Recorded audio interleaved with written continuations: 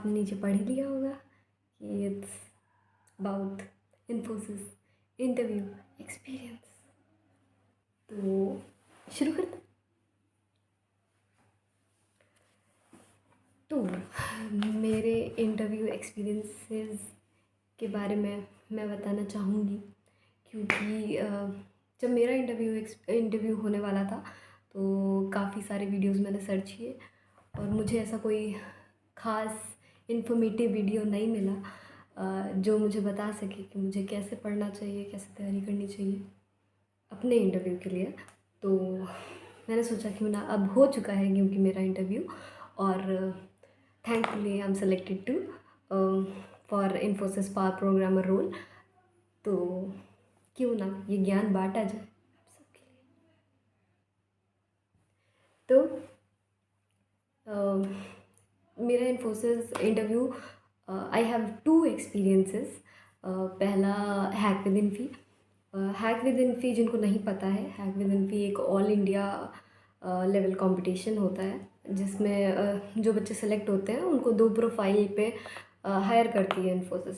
पहला है 8 LPA जो कि है पावर प्रोग्रामर रोल, और दूसरा है 5 LPA, वो है डिजिटल स्पेशलिस्ट इंजीनियर रोल। तो उसमें मेरा जो इंटरव्यू था वो भी पावर प्रोग्रामर रोल के लिए था। तो उसमें जैसे ही इंटरव्यूअर आया सॉरी उसमें जैसे ही इंटरव्यूअर आया तो उन्होंने मुझसे शुरू में इंट्रो मांगा मेरा, और वो जो भी फॉर्मेलिटीज़ होती हैं आईडी के साथ क्विक वो हुई, और उन्होंने मुझे एक क्वेश्चन दिया कि ठीक है, if you will be able to solve this problem then it's fine, otherwise we'll log off. तो उन्होंने मुझे सीधा बोल दिया कि ठीक है, अगर आप एक प्रॉब्लम देंगे आप कर सकते हो तो ठीक है, नहीं तो आप बाय। सॉरी। तो उन्होंने मुझे एक प्रॉब्लम दी। प्रॉब्लम बहुत इजी थी, ज़्यादा कुछ दिक्कत नहीं थी, खूब सारा डेटा था। एक्चुअली एक पैराग्राफ अगर आप इमेजिन कर सकते हैं जिसमें इंटीजर है, स्ट्रिंग है, एवरीथिंग। तो उसमें से मुझे कुछ मिसिंग डेटा एक्सट्रैक्ट करना था जो बहुत बेसिक सिंपल लेवल प्रॉब्लम थी। उसमें तो प्रोग्राम बन गया उसका जल्दी, लेकिन मैंने शुरू में प्रिंटफ डाल दिया कि डेटा कैसे स्टोर किया है वो दिखाने के लिए, मतलब देखने के लिए, खुद के लिए, खुद की संतुष्टि के लिए शुरू में। तो वो जैसा डेटा और लास्ट में जो आंसर प्रिंट किया था, सॉरी, तो नीचे जो भी आंसर प्रिंट हुआ था तो वो प्रोग्राम पूरा चल रहा था सही, और उसका आंसर भी आ रहा था।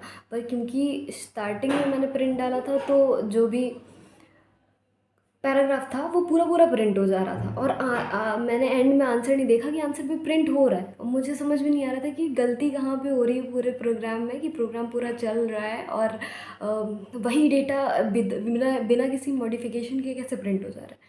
तो और उस वक्त पता नहीं मैं इतना नर्वस थी या पहला इंटरव्यू था या जो भी, तो हमें नहीं दिख रहा कि ऊपर प्रिंटफ क्यों है, क्या हो गया है, क्यों। मैंने 3-4 बार कोड पढ़ा, उसमें पता नहीं मुझे दिक्कत ही नहीं समझ में आ रही थी कि लॉजिक तो सही है, ऊपर प्रिंट नहीं दिख रहा था मुझे।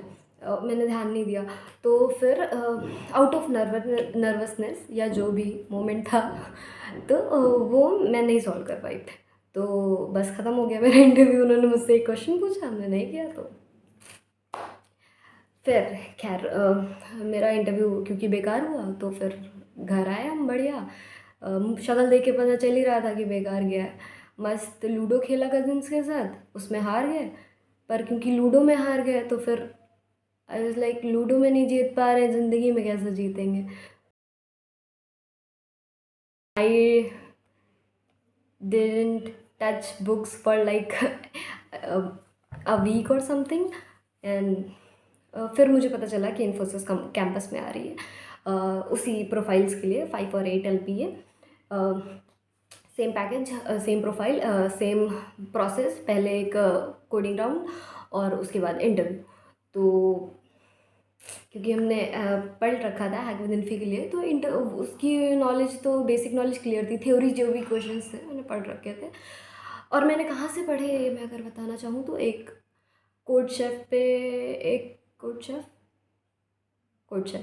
शेफ पे एक लिंक था, किसी बहुत दयावान इंसान ने पूरा वो लिख रखा था कि मोस्ट आस्क्ड क्वेश्चन टाइप्स, कि क्या-क्या वो पूछ सकते हैं, जो कि बहुत, बहुत ज़्यादा हाईली मोस्ट रिकमेंडेड लिंक मेरे लिए है, जो अगर कोई भी मुझसे पूछेगा कैसे प्रिपरेशन करें, मतलब थ्योरी सब्जेक्ट्स में कि क्या-क्या प्रिपेयर करें, तो वो लिंक वो मैं नीचे डाल दूँगी, ठीक है? आप देख सकते हैं, आप पढ़ सकते हैं वहाँ से, अगर आप पढ़ना चाहें तो। तो उसमें जो भी मोस्ट कवर्ड टॉपिक्स होते हैं कंप्यूटर नेटवर्क्स के, ऑपरेटिंग सिस्टम के, या अभी सॉफ्टवेयर इंजीनियरिंग के, या लैंग्वेज बेस्ड क्वेश्चन, सी, पाइथन, और जो भी क्वेश्चंस होते हैं वो उसमें, और कोडिंग क्वेश्चंस भी उसमें मोज़ाज लिखे हुए हैं, तो मैंने वहीं से पढ़ा था, और वो सच में अगर वो ना होता तो हम सेलेक्ट नहीं होते। I can bet that. तो वो लिंक मैं नीचे, सॉरी गाइस, वो नौकरी लगी है अभी, पैसे नहीं आए तो सेटअप है नहीं, गरीबों वाला सेटअप है। ऐसे ही बस रख दिया है फ़ोन। तो हम कहाँ थे, तो हम कह रहे थे कि हाँ, उस लिंक में ऑलमोस्ट सारी चीज़ें आपको मिल जाएंगी, कि आपको थ्योरी में क्या क्या पढ़ना है सब मिल जाएगा आपको, तो वो लिंक मैं नीचे डाल दूँगी आपके लिए। और वो लिंक मैं डाल दूँगी। बाकी मुझसे जितने भी क्वेश्चन पूछे गए, जितने भी, वो एग्जैक्ट क्वेश्चंस, मैं एकदम पूरा वही वही क्वेश्चन, वो भी पूरा डिस्क्रिप्शन में डाल दूँगी, जो जो क्वेश्चंस पूछे गए हैं मुझसे एग्जैक्ट। तो इंटरव्यू शुरू हुआ मेरा। इंटरव्यूअर काफ़ी अच्छे थे, उन्होंने एकदम पूरा टाइम दिया मुझे बोलने का, या जो भी नर्वस वर्वस फील करते हैं बच्चे, एकदम प्रॉपर। तो उन्होंने एकदम स्टार्टिंग से स्टार्ट किया, बेसिक डेटा स्ट्रक्चर के बारे में पूछा, ग्राफ्स ट्री के बारे में आप बताइए, linear non linear data structure के बारे में बताइए, ग्राफ के बारे में बताइए, रियल लाइफ एग्जांपल दीजिए एप्लीकेशन का। और हैशिंग के बारे में पूछा कि हैशिंग क्या होती है। लिंक लिस्ट में पूछा कि nth एलिमेंट आप कैसे रिमूव करेंगे, या मिडल एलिमेंट कैसे रिमूव करेंगे अगर आपको लेंथ नहीं पता है लिंक लिस्ट की, तो ये और थ्रेड लाइफ साइकिल के बारे में पूछा। ऑपरेटिंग सिस्टम भी पूछा उन्होंने, थ्रेड लाइफ साइकिल, थ्रेड क्या होता है, मल्टी थ्रेडिंग क्या होती है, थ्रेड प्रोसेस में डिफरेंस क्या होता है। तो ऑपरेटिंग सिस्टम भी पूछा उन्होंने, डीबीएमएस पूछा, नॉर्मलाइजेशन बताइए, कीज़ बताइए, कंस्ट्रेंट्स, ये सब, और जितनी मतलब बेसिक बेसिक चीज़ें होती हैं वो सब उन्होंने पूछी। और कंप्यूटर नेटवर्किंग में यूडीपी और टीसीपी क्या होता है, उन दोनों में डिफरेंस क्या होते हैं, दोनों में से फास्टर कौन सा होता है, ये दोनों चीज़ें पूछी उन्होंने। और सॉर्टिंग टेक्निक्स के बारे में आप कौन कौन सी जानती हैं, ये सॉर्टिंग टेक्निक्स आप 3-4 पढ़ ही, मतलब सर्चिंग सॉर्टिंग आपको आनी चाहिए, वो आपको लिख सकते हैं प्रोग्राम के लिए, मर्ज, क्विक, बेसिक, बबल सेलेक्शन, ये सब आपको आना ही चाहिए।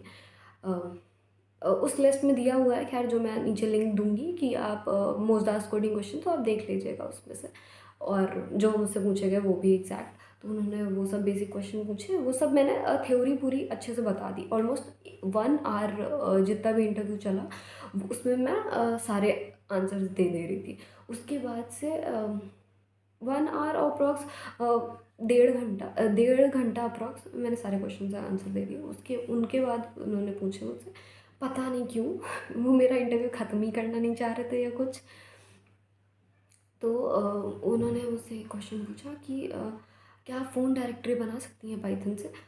तो मुझे कोई आइडिया नहीं था इस चीज़ का, उस वक्त एकदम ब्लैंक थे, मतलब इस टॉपिक, फ़ोन डायरेक्टरी कौन बनाने को कहता है इंटरव्यू में, तो मुझे कोई आइडिया नहीं था। तो मैंने कहा कि नहीं sir, I don't know about, I don't have any idea about that, on that. तो फिर उसके बाद उन्होंने एक और क्वेश्चन पूछा था, उसमें उन्होंने डीबीएमएस में उन्होंने कहा था, एक टेबल, उन्होंने खुद का सिनेरियो दिया था कि एक टेबल है, उसमें ये 4 मेंबर्स हैं, और एक और टेबल है, club, number of clubs in the city, ऐसा करके, और फिर उसमें से कुछ उन्होंने लिंक विंक बताया, और उन्होंने कहा कि ऐसा आप प्रिंट करके बताइए, ऐसा रिलेशन आप कैसे स्टोर करेंगे, ऐसा कुछ।